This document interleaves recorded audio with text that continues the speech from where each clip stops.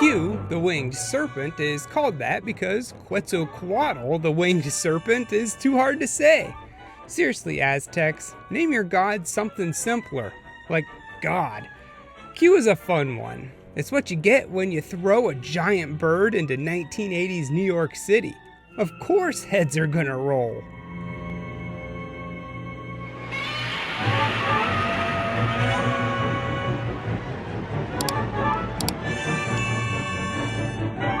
The movie wastes no time with some pretty interesting deaths, all involving being high up in the air. Like this window cleaner, for example. Head bitten right off. Then there's this chick sunbathing on the roof of a high-rise. All these dead bodies obviously gets the attention of the police, and the one assigned to quack the case is Shepard, played by David Carradine. You know how he died? Well, never mind that. For now, Shepard and his partner Pal don't have much to go off of. Next, we meet Jimmy Quinn, a thief, and a bad one at that. Here, he's working on a job, and we learn that he's only happy being the getaway driver. He doesn't want to get his hands too dirty. What's gonna be? In or out? I'll let you know. After a while, another body's found, but this one's different. The victim was skinned alive with surgical precision. No way a bird could do that. We do see that Jimmy is at least trying to earn an honest living. He goes into a bar to get a job as a piano player. But as you can see, and probably hear, he's not that good, at least at singing. But don't get me wrong, when it comes to tickling the ivories, he's got some talent. Well, it looks like he's gonna have to rob a few more jewelry stores to make ends meet. Hey, doesn't he know that that's illegal? To make matters worse, these guys hand him a gun and make him go inside. Is it loaded? Come on. Tries to blow my nuts off. I guess he's more than just a getaway driver now. After only a few seconds, the alarms go off, and Jimmy takes off down the street. He's pretty screwed at this point. If the police don't find him, then the other robbers will. And they don't look like the type to ask too many questions, if you know what I mean. With no other options, he runs to his attorney's office, near the top of the Chrysler Building. Why? I don't know. I don't think your attorney's gonna help much, seeing how you just robbed a jewelry store. But Jimmy here ain't too bright. There's no answer at the door, and he needs to find a place to hide out for a minute. Being chased by the security guard, he books it up higher and higher, losing him and stumbling upon a giant nest. Boy, this movie's getting exciting. He finds a skeleton that's been picked clean and decides that maybe running from the police isn't such a bad idea after all. Better than meeting whatever did this.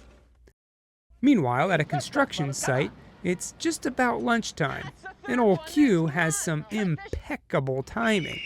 Because just as this guy goes to get a bite, Q gets a bite of him. Shepard continues to hunt down the killer and goes to get some information at a museum, where the curator informs him of how the Aztecs used to have a willing human sacrifice to appease their god, Quetzalcoatl, by skinning them alive. But could that be what's happening? Someone is out here killing people just to bring back a giant flying dinosaur god? I don't know, it sounds like a bit ostrich to me. Jimmy ends up returning home to his loving girlfriend. Actually, she's really a catch for him. He's an ex-con, wimpy thief that can't even get one job right. Oh, also, he beats her. Man, can this guy get any less likable? Well, he doesn't know what to do. She thinks he's crazy or on drugs, and I get it. A giant bird's nest in the heart of one of the largest cities in the world? Don't make no sense. We see another willing sacrifice. More people die. Shepard, like the rest of us, can't pronounce Quetzalcoatl. I can't even pronounce this. Quetzalcoatl. Eventually, things heat up again when the thugs show up at Jimmy's house, looking for the jewels. But he doesn't have them. You see, like the bumbling idiot that he is, he lost them. But Jimmy comes up with another plan. A plan to get these guys off his back for good. A way to kill two birds with one stone, if you will. He leads them up to the top of the Chrysler Building, saying he stashed the jewels up there. But we all know what's up. The two guys are led right to the giant killer bird. Oh, come on, you'd have to be a dodo to fall for that. Well, good old Jimmy doesn't get too far because he's heading down the stairs and the police catch him. Pal starts to interrogate him, saying that his friends already ratted him out. So Jimmy starts spilling the beans, but gets interrupted by the chief, who wants a word with Shepard and Pal, telling them that they now have 43 witnesses who saw a giant bird kill a man. Shepard knows that this and the human sacrifices are all tied together. But how? And why? He thinks that perhaps all the rituals woke it up, or somehow they prayed it into existence. Jimmy overhears this and knows that he can help out, knowing the location of the nest. But remember, he's a schmuck and wouldn't just give that information up willingly. Even though it could save the city, they're gonna have to pay for it.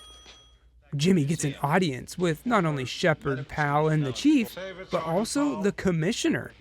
So you know they mean business.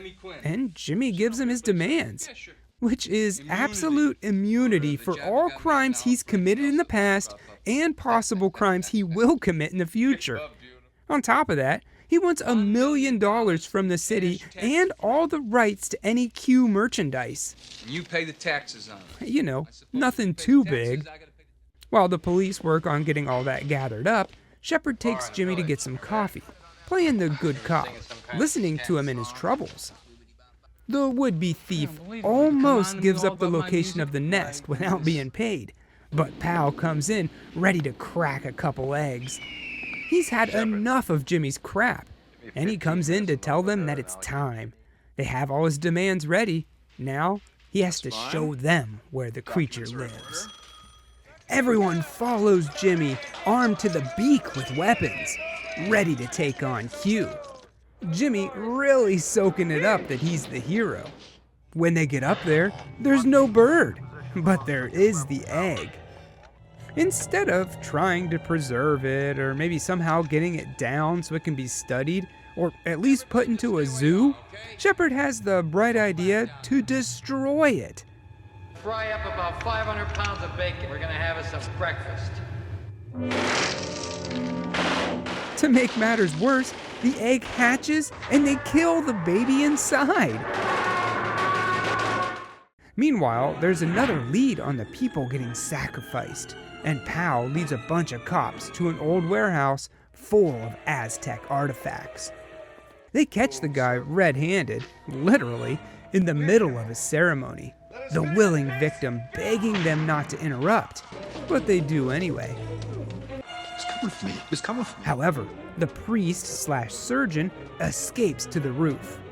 Oh, yeah, the cops have a clown now. With everyone up on the roof, there's no place for the priest to hide.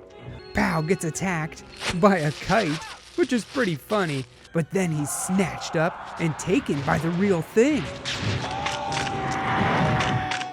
Back over to Jimmy, who just found out the cops stiffed him.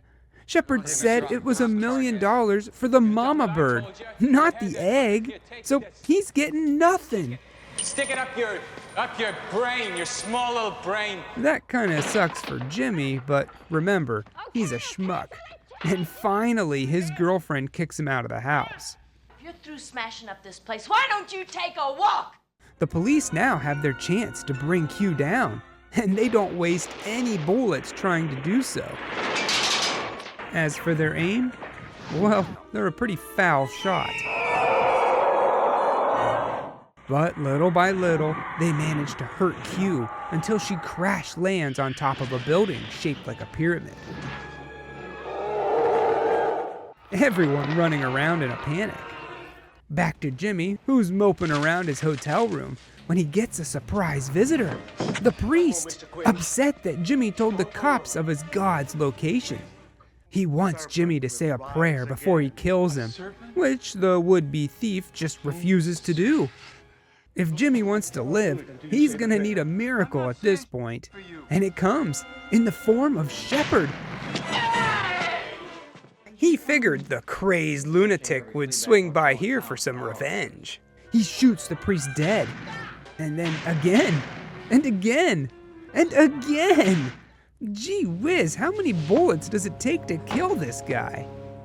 Well, eventually he's dead, and everyone can live happily ever after. Or can they?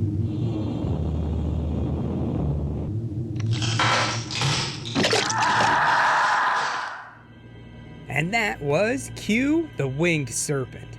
I think it's high time for a sequel. I'd love to see Q2, Judgment Day. Maybe have a giant robot bird dinosaur this time flying around. I jest, but seriously, I'd love to see a sequel. It's a fun movie. David Carradine does a fine job, and you can tell Michael Moriarty had a ton of fun playing the loser deadbeat Jimmy.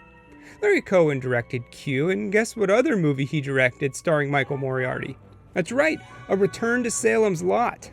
I guess Cohen looked at the Chrysler Building one day and thought, that'd be a cool place to have a nest, and thus Q the Winged Serpent was born. Sure, the plot's a little weird. Was the monster summoned here by the Aztec priest, or were the two connected at all, or was it all just a great big coincidence? You don't really see Q as much as I would like. I'm sure he's being limited by the budget and stop motion. And speaking of the stop motion, it's great. The scenes that has Q on screen were good fun. It's always a treat to see him rip someone and toss him off to the side. Watch Q when you're in the mood for a 50s B movie set in a more modern era. I may regret this, but I give Q, the Winged Serpent, a solid 3 Qs out of 4.